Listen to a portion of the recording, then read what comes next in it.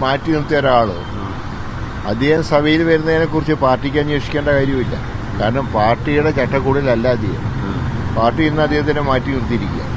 അത് ആ തീരുമാനം നിലനിൽക്കുന്നു.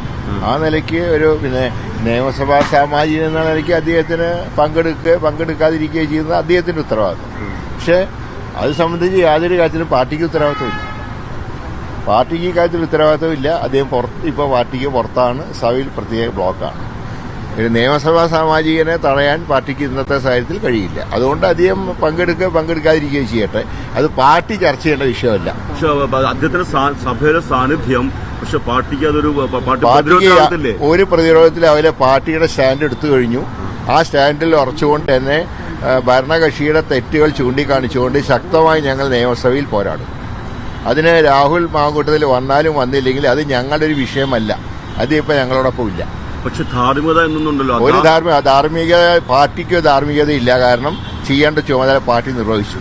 ഒരു പരാതി പോലും നിലവില്ലാതിരുന്നിട്ട് പോലും ശക്തമായിട്ടുള്ള സ്റ്റാൻഡ് പാർട്ടി എടുത്തു. കോൺഗ്രസ് പാർട്ടിയെ പോലെ ഇക്കാര്യത്തിൽ സ്റ്റാൻഡ് എടുത്തിട്ടുള്ള ഒരാളും ഇല്ല.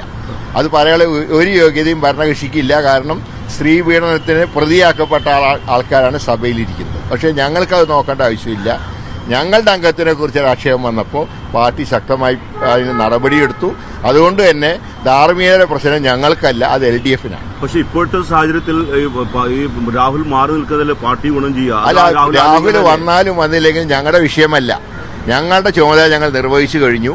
ഇനി ഞങ്ങളുടെ നിയമസഭയിലെ ലക്ഷ്യം ഭരണകക്ഷിക്കെതിരെ ശക്തമായി പോരാടുക എന്നുള്ളതാണ്. ആ പോരാട്ടം നടക്കും നാളെ മുതൽ. അതിന് രാഹുലിന്റെ സാന്നിധ്യം ഞങ്ങൾക്കൊരു പ്രശ്നമല്ല.